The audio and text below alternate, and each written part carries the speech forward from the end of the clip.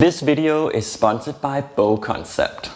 Hi everyone, I'm back for that very simple reason that it's Sunday.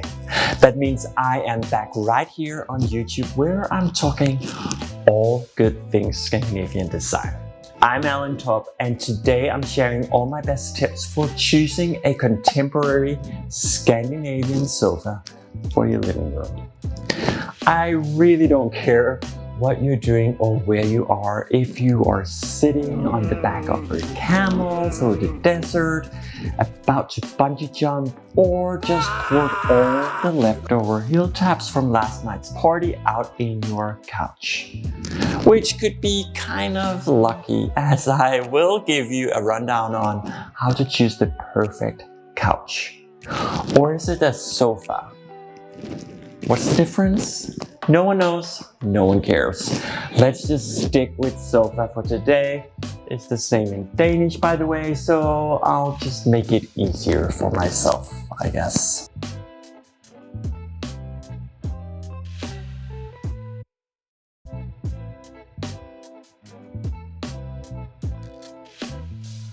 While the bedroom is defined by the bed, the sofa generally defines the living room, though your space and lifestyle will most likely determine whether it's facing a television, fireplace, or a window with a view. Also, make sure you encourage conversation with your living room setup. Don't spread out your sitting furniture too much. Make sure you can hear what the guests are telling you on the opposite side of the coffee table, if you have one, of course. But ask yourself questions like, what type of sofa should I buy for my living room? Where do I want to install the sofa? Should it convert into a bed? Do I need a built-in storage space? Should it have a cup holder or a designated area for snacks and other stuff? All very legit questions. Maybe accept the latter, at least if you're into the Scandinavian design style, which I would imagine since you're watching this channel, because no one, absolutely no one wants to see a cup holder or a snack area in their sofa in Scandinavia. Not happening, no. But these are questions you should be asking yourself before talking about color and type of fabric. In general, the features will decide the approximate size of the sofa, but you also need to consider the space where it will be placed in your home. First, you do your homework at home. We all know that size matters, especially when it comes to the main sofa in your life. In my opinion, the bigger, the better. Again, we're talking about sofas here. You go as big as your room allows. It's pretty easy to measure your new sofa's floor space. However, details like heights, armrest, thickness, and required features can be harder to pin down. Evaluating your old model will add context and shed light on these fussy details. You could call it a last favor before the final goodbye. For example, the overall length of your sofa is fine, but maybe its wide armrests steal too much of the seating space. Then go for a longer design or opt for a narrower armrest. Maybe your sofa's position is great for watching TV but closes off contact with the rest of your living room. Then try an open end for more ways to sit and interact. After measuring, you go to your local Bow Concept store.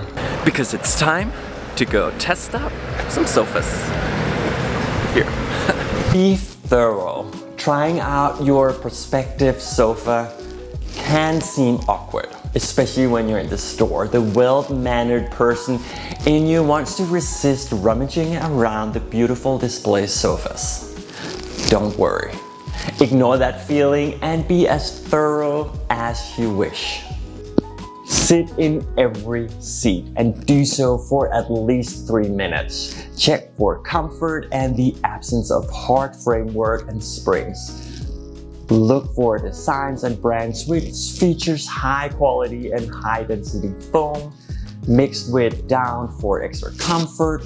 Feel around the form, checking that all profiles are well padded. Try the armrest and check your seating posture. And of course, try lying down. You want a couch that's good for cuddles and weekend naps. Here's the question, do you go fabric or leather? With modern fabric treatments and high performance blends, the practicality gap between fabric and leather are narrowed. That said, if you have pets and very young children, leather is probably a better choice and it is still more durable and easier to clean on an everyday basis. If vibrant colors is high on your list, then fabrics will be your best option. But you have to consider if your sofa will get a lot of direct sunlight, as most fabrics will lose its color over time. The matte of most fabrics adds a contemporary feel to your space, while leather brings with it an extra touch of luxury. Unless you go for white leather, because that's just tacky. Of course, there's the option of an on-trend boucle for a very chic and Scandinavian style expression. I know it can be kind of hard to pick your chosen fabric online. That's why you should always make sure to come down to your local boat concept store, to the fabric and leather concept wall, where you'll find more than 100 different samples.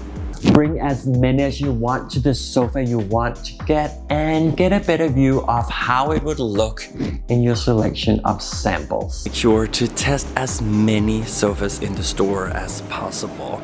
And if you are anything like me, you need a little more time to consider which one to choose. So let's head back home and look at all the other things you have to consider when choosing a new sofa.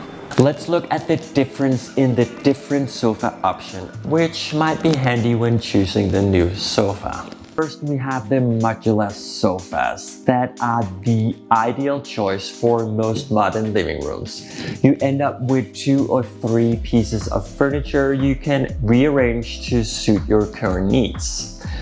Everything matches and it is a seamless fit with other types of modern minimalistic furniture. That's true whether the rest of your furniture comes from Sweden or Japan. A new modular sofa is a good choice if you are replacing a worn-out traditional sofa too. It will have more seating than traditional sofas and it will be easier to move.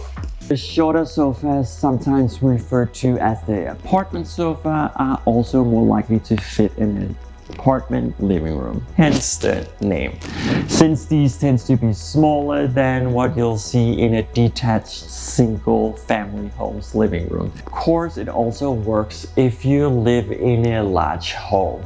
Apartment sofas just give you a comfortable place to sit, but you also have space around it for other items. The corner sofas, a great choice when you have a large space and when the goal is to gather everyone around a given focal point, whether that's a fireplace, a game table, or a television.